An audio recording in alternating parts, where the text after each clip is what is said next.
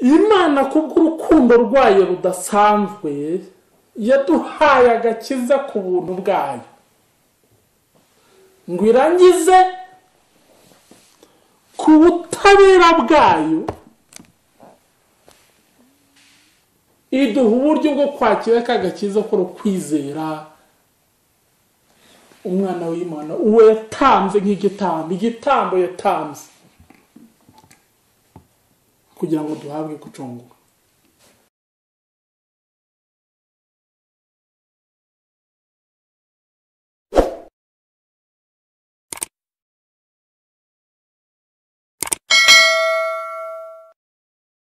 Reka tubasuhuze mwese mukomeza gukurikira Iyogezabutumwa TV, tubashimira umusanzu wanyu ko mudukurikira umunsi ku munsi. Mwe mwakoze subscribe turabashimira.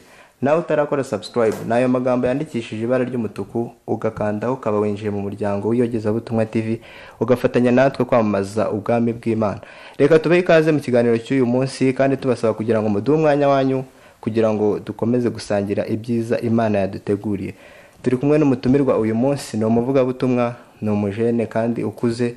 Imana yashize ijambo ku mutima kandi ni wowe ashaka kubwira kugira ngo ubwami bw'Imana burusheho kuzamuka muri wowe.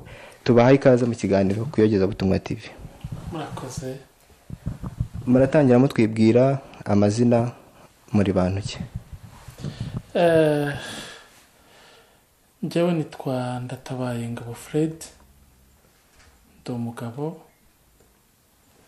nsengera itorero rya ADEPR paruwasi ya Kamembe, nkaba ndi umuvugabutumwa, nkaba nkorera umurimo w'Imana ahantu henshi hatandukanye. Tukaba dufatikanya na bene data umurimo w'ihema ry'Imana, kwamamaza kubaho kwa Kristo. Mwatangiye ryari urugendo rwanyu rw'ivugabutumwa muri abavugabutumwa, byaje ryari? Niba ntibeshye byatangiye muri 2008 ubwo nari ndi muri secondaire, hararangiza secondaire, niga hitwa Eve Ntendezi. Ndumva ari ivugabutumwa naritangiriye tuba mu muryango witwa Ibyiringiro muri Kristo, Hope in Jesus mu Cyongereza. Mwatangiriye muri segonderi. Reka turebe igihe gishize muvuye muri segonderi, ivugabutumwa ryahinduye iki kuri Ndatabaye, cyangwa risobanuye rikugira muntu ki muri societe? Ivugabutumwa icyo ringira njyewe nuko ntawurisha impamvu zo kubaho kwanjye ku isi. Ivugabutumwa ndumva aricyo inigoroba nicyo kintu ryangizeyo, nuko ntawurisha impamvu zo kubaho kwanjye ku isi ko ari ukubaho Kristo nk'ubuzima. Ndumva ari ni urugendo rurerure. Reka tumuhereze ikaze kugira ngo murusheho kumva icyo Imana yashize ku mutima. Tubahaye ikaze. Murakoze.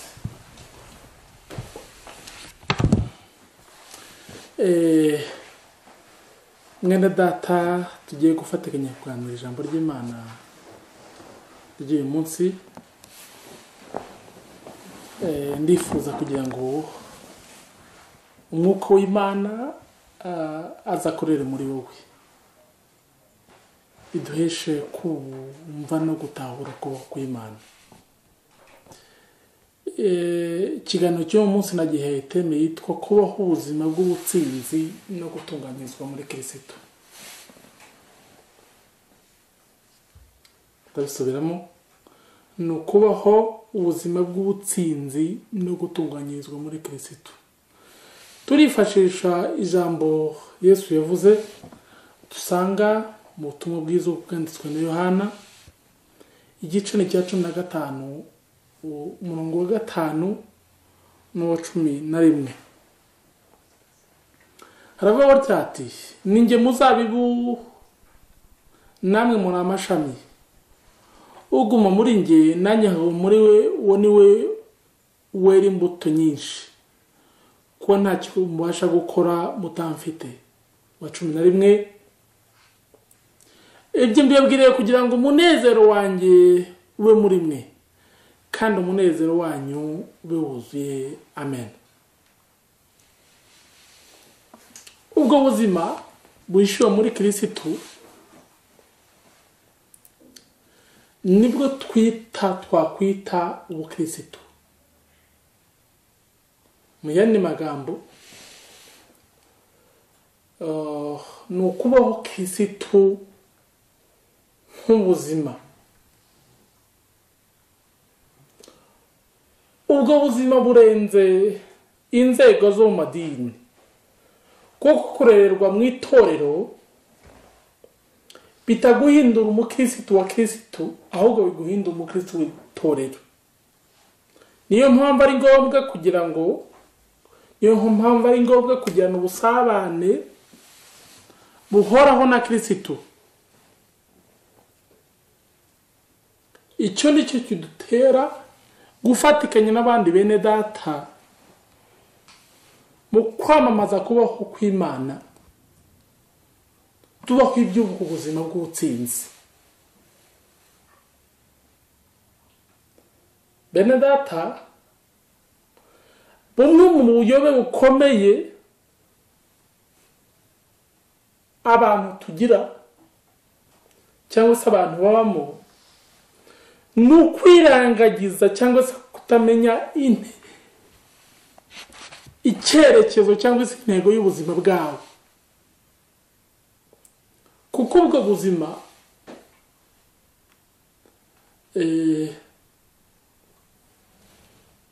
iyo ushaka gutekereza yuko ubuzima bwawe busobanukiwe ugendeye ku bigaragara, uba wataye icyerekezo cy'ubuzima bwawe. Iyo ushaka kumenya neza ibisobanuro by'impamvu z'ubuzima bwawe, ubirenza icyerekezo kigaragara, ubishakira ku mpamvu yo kubaho kwawe ku isi. Nta handi dushakira iyo mpamvu, ni kuyaturemye, ariyo Mana muremyi wa byose. Kandi guhishurirwa uko kuri twabiherewe muri Kristo wabaye umucunguzi w'ikiremwa muntu. Nk'uko twasomye, Yesu avuga ngo yatanze urugero rw'umuzabibu. Aravuga ngo ni umuzabibu, namwe muri amashami. Dufashe ikigereranyo kimwe mu biti byacu bya hano mu Rwanda, igiti cyose wafata,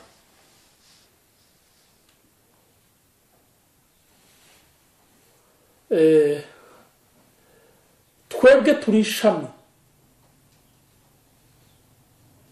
Haleluya. Twe turi ishami. Aravuga ngo uguma muri nge uwo ni ubasha kwera imbuto. Impamvu ishami ryakwera imbuto nuko rifashe ku cyo twita umutima w'igiti. Haleluya. Iyo ufasha kuri we, aho niho ukura imbaraga zo kwera imbuto.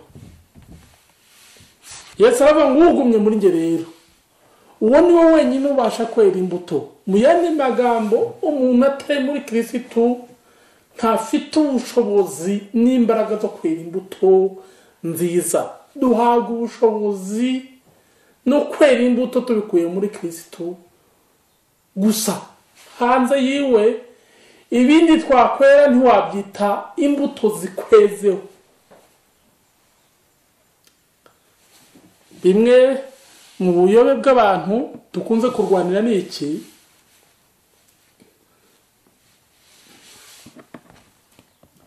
Dutekereza yuko turwanira gushaka imbuto, kandi buriya imbuto hari abantu bajya barwanira gutekereza ko ikigaragaza ko uri umukristo ari imbuto, ugashaka imbuto z'umukristo ukazitunga ngo bakwite umukristo, ariko uba wataye intego z'impamvu zo kubaho ku isi. Kuko niba imbuto wayisoromye ahandi ukayiteraho, dufashe mu bimera nk'uko ari cyo gice twakoresheje. Ufashe indimu ukayitereka ku giti cyeraho avoka, utabizi byombi yagira ngo ya ndimu yera kuri cya giti, ariko ikizakubwira neza yuko ya mbuto yeraho ni imvura n'izuba. Izuba n'iriva ryinshi n'imvura bikaza, uzamenye neza ikihera, kuko niba kitahera kizuma kivemo kigwe. Bene data, Kristo aravuga ngo niwo muzabibu natwe rero turi amashami. Uguma muri wowe niwe ubasha kwera imbuto nyinshi, kuko ntacyo tubasha gukora tutari muri we. Kuko Yesu yagiraga ngo dusobanure kuno kuri ku murongo wa 11 aravuga ngo ibyo bibabwiriye kugira ngo umunezero wanjye ube muri mwebwe, kandi umunezero wanyu ube wuzuye. Mu yandi magambo, umunezero wuzura ryari iyo uwa Kristo ari uri muri twebwe. Haleluya. Kuba muri ubwo buzima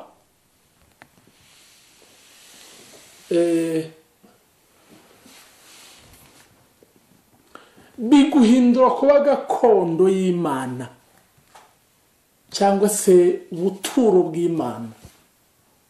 Ubaho muri bwa buzima nabwiye bw'ubutsinzi no gutunganyirizwa muri Kristo, bwa bundi twasobanura ngo nibwo bukristo. Kubaho Kristo buzima uri gakondo y'Imana. Ubwo buzima Paulo yabuvuzeho yandikira itorero ry'i Galatiya, agira ngo sobanure ukuntu umuntu abaho muri ubu buzima. Aravuga, yandikiye Abagalatiya, nusoma urwandiko rwandikiwe Abagalatiya igice cya 2:20, aravuga ngo nabambagwa na Kristo ariko ndiho, nyamara si njye uriho, ahubwo ni Kristo uriho muri njye. Haleluya.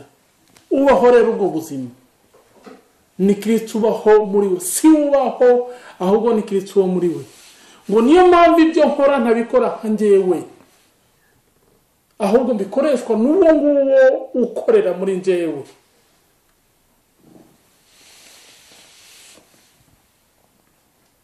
Akomeza bivuga Efeso, mu rwandiko yandikiye Efeso igice cya 2 umurongo wa 11 n'uwa 12, aravuga ngo kubw'uwo natwe twarazwe umurage, tubitoranije nk'uko Imana yabigambiriye, ikora byose nk'uko ishaka mu mutima wayo, ngo tuba gushimisha ubwiza bwayo, twebwe abiringire Kristo tuhereye kera.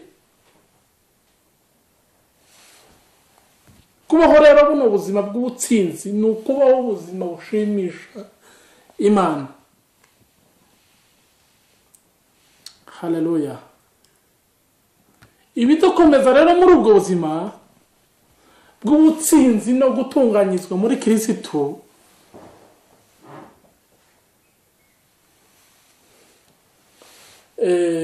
bituma dukomera muri ubwo buzima no gutahura ishingiro ry'agakiza kacu ko,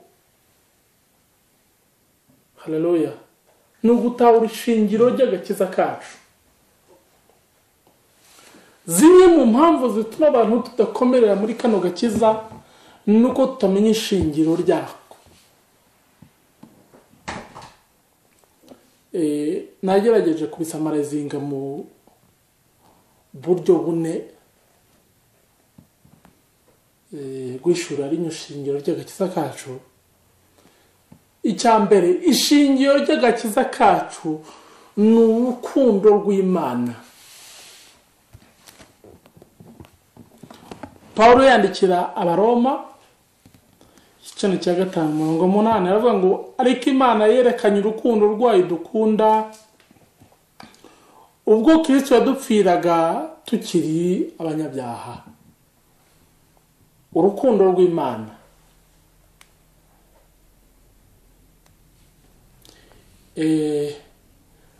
urukundo ni rumwe mu mpamvu z'ishingiro ryayo ry'agakiza ry'akagakiza twahawe, kuko Imana yakunze ikiremwa muntu nibwo yadutekerejeho mu rukundo rwayo iravuga ngo itugenera kuzabaho turabo gushimisha ubwiza bwayo. Duha agaciro kadasanzwe. Niyo mpamvu nk'umukristo umaze gutahura kuno kuri dukwiye ko iteka dushima urukundo rw'Imana. Ishingiro ry'akabiri ry'urukundo rw'Imana n'ubuntu bwayo.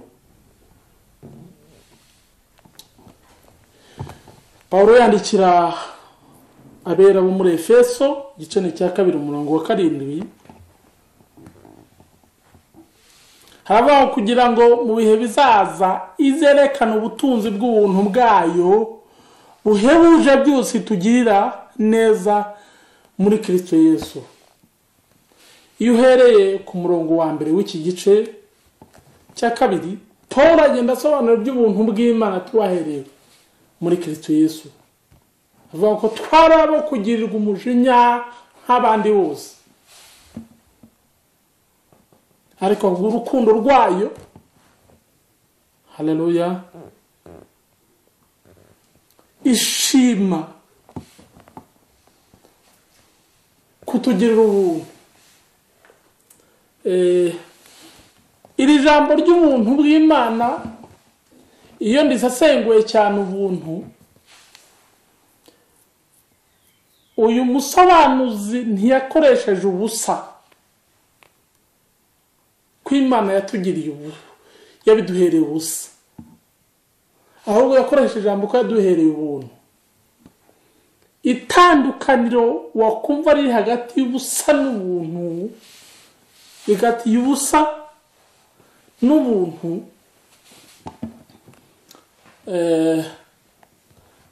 ubishyize mu busobanuro bw'ikinyarwanda bw'inyunguramagambo y'ikinyarwanda, ibyo uhererwa ubusa nuko udashoboye kubihabwa ariko ubishaka uzi agaciro kabyo, warangiza umuntu akabiguha wabishakaga ariko ntufite ubushobozi bwo kubigeraho, yarangiza umuntu akabiguhera ubusa. Naho icyo umuntu aguhereye ubuntu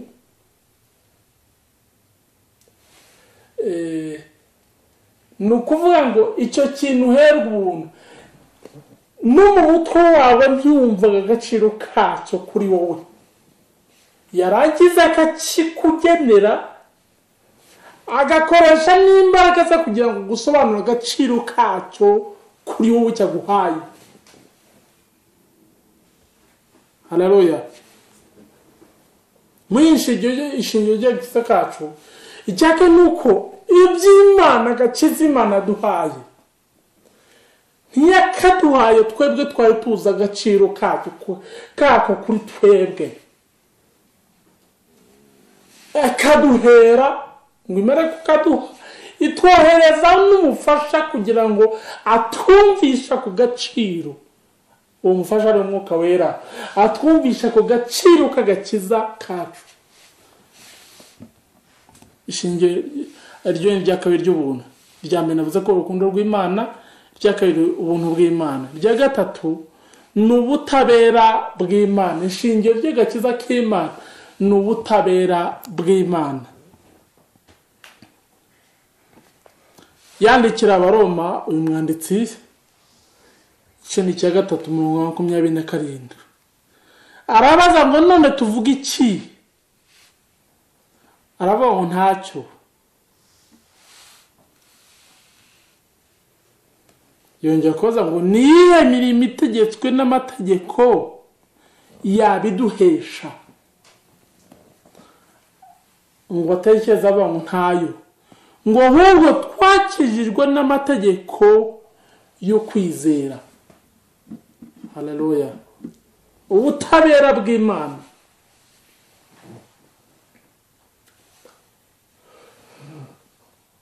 Imana kubw'urukundo rwayo rudasanzwe yaduhaye agakiza ku buntu bwayo, ngo irangize ku butabera bwayo iduha uburyo bwo kwakira kagakiza ko kwizera umwana w'Imana uwo yatanze nk'igitambo yatanze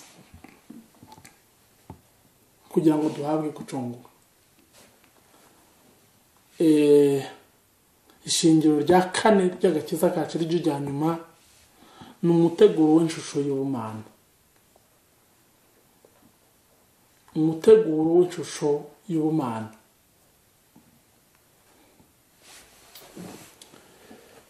Umwanditsi yandikira abaroma igice cya 8:29 harabaho kuko abo yamenye kera yabatoranyije kera gushangwa n'inshusho y'umwana wayo kugira ngo abe imfura muri bene se benshi. Umuteguro Imana itegura. Haleluya. Yavuze kuko abo yamenye kera mbere y'ibihe.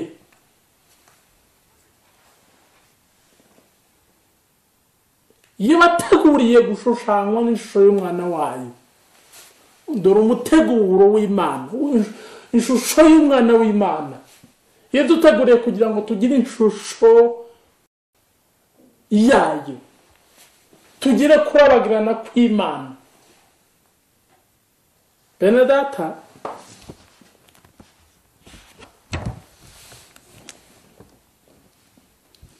kugira ngo dukomere muri buno buzima bw'ubutsinzi twahereye muri Kristo, nuko tubaho ubuzima bwo gushimira Imana, dutahura urukundo rwayo yatanze kugira ngo tugire kano gaciro dufite. Ngo irangize kubw'urukundo rwayo iduhera ishusho y'Imana ubuntu. Haleluya. Nyuma yo kuduha ya shusho y'Imana ku buntu bwayo, ibinyuza mu butabera bwayo kugira ngo twakire ya shusho y'Imana, ngo turangize tuzabashe gushikira umuteguro w'inshusho yayo yo kuzasa na Kristo. Haleluya. Haleluya. Ndumva ari cyo bene data nababwira kugira ngo twifuze duharanire kubaho buno buzima bw'ubutsinzi. Hano tubasha kubaho dutsinda imbaraga z'umwijima. Nuko turi mu muteguro wayo, tubasha kubaho turi mu buzima bw'ubutsinzi, kuko muri Kristo niho duhererwa ubwo butsinzi. Kandi ubwo butsinzi twabuhereye ku musaraba, ubwo Yesu yavuze ngo birarangiye, muhawe ubutware mu isi, ngo nubwo imiryango y'ikuzimu yafunguka ntaco yabatwara. Bene data, dutahura uko kuri, bitume Satani adakomeza kutuyobya ngo duteshe agaciro kacu dufite nk'abakristo. Uwiteka abaha umugisha. Amen.